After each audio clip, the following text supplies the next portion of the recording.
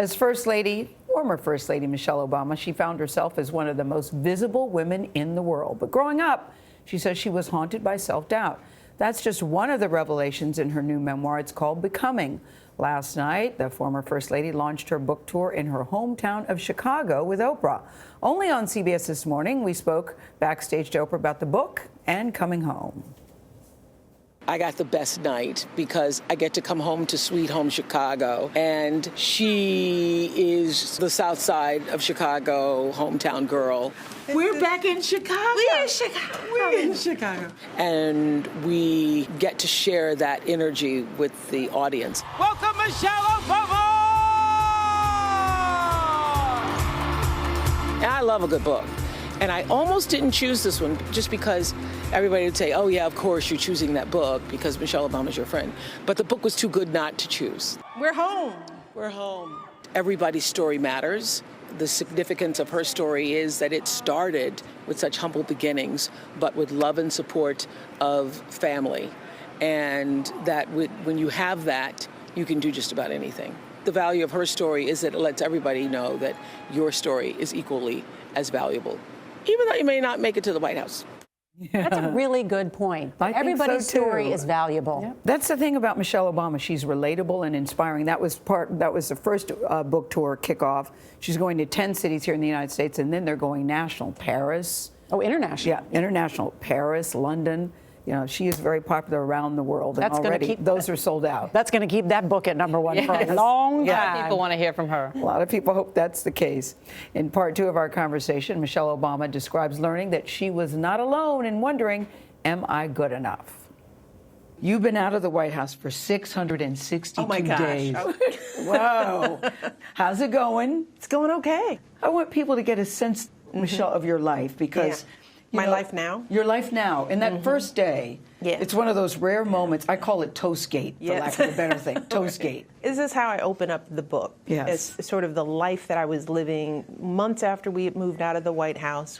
I was alone for the first time in a long time because for 8 years prior to that, I had lived a life where I was always with somebody. There was always a constant presence in the White House. But that day, Barack was traveling, Malia was in college, Sasha was somewhere doing something. Yeah. And it was just me and Bo and Sonny, my dogs. And I did what I didn't do for 8 years, which was open up my own cupboard, pull out some bread, and make some cheese toast. Did you remember how to do that? I remembered, but I still had cheese toast skills. Throughout the book, there was a lot of, am I good enough?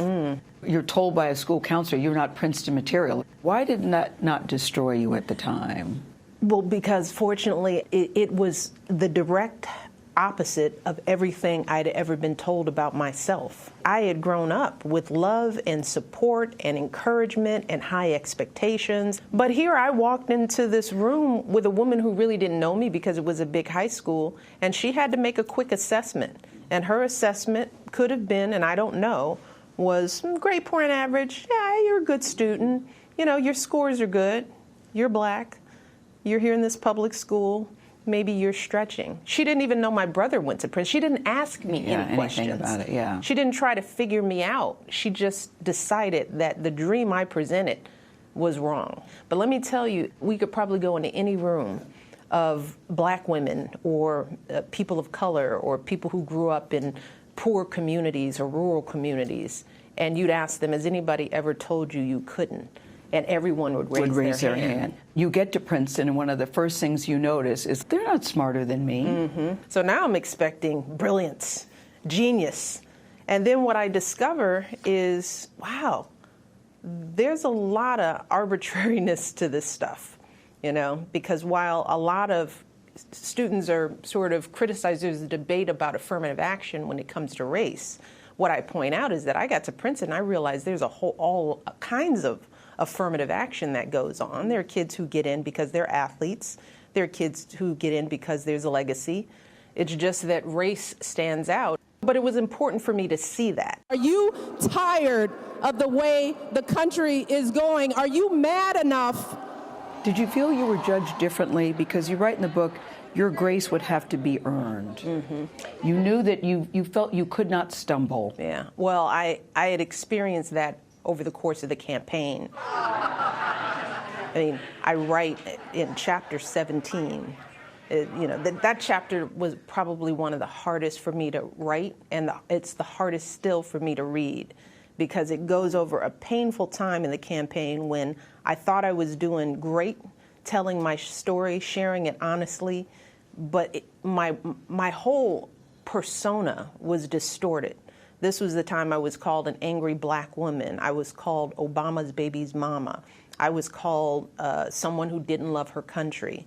And it's important for me to paint all that, because people don't remember that. They see Michelle Obama now, especially young girls, and they were too young to know that part of my journey. Let's go back to angry black woman. How did you process that?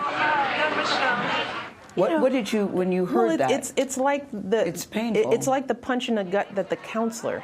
It was another series of punches. Someone who judged me without knowing me. It was just happening at a bigger level. But I had to draw on the same foundation of I cannot let one or two or a few people's judgments of me control me. And at that point, I had thought about getting off the campaign trail. You went to Barack Obama and said, "Yeah, I was like, look, if I'm not an asset, then just pull me out." And he was like, "No, you're the closer. We need you out there." And so I had to get myself together. I'm going to have to show the world that I do belong. I am good enough to be the First Lady. I do love my country. And just think about this, guys. She said there's no handbook about being First Lady. So she's put on the campaign trail, no notes, no talking points, no real team, just her and two other staffers, no speeches. They did it all themselves. Even hair and makeup was all left to them. All these things matter when you're out on the road. But Michelle Obama's ratings, or way people felt about her, many times were higher than Barack Obama's. You meet her and you spend time with her, people of all ages fell in love with her. And that First Lady's role has never been defined. Yes. It's always been something, it reflects the person in the office, because as she pointed out too, that doesn't have a staff, it doesn't have a budget, they just kind of work within that. But I find so fascinating her talking about self-doubt. Yes. Vulnerability and resilience. And I think that's a universal message. And that title, Becoming something despite all that self-doubt and the people who tell you you're not good enough. She asked a lot in the book, many times, am I enough? Am I good enough? And I think at the end of the day, she can now say, and she believes, yes, I am good And she enough. worked her way up to be the closer, right? The closer. Remember that speech at the DNC I do convention? remember. Yeah. But the reason she knew she was good enough was because of her parents. Those good parents. Good, solid Oh my foundation. gosh. So That's a perfect segue to this. I know, see? Thank you, Norah.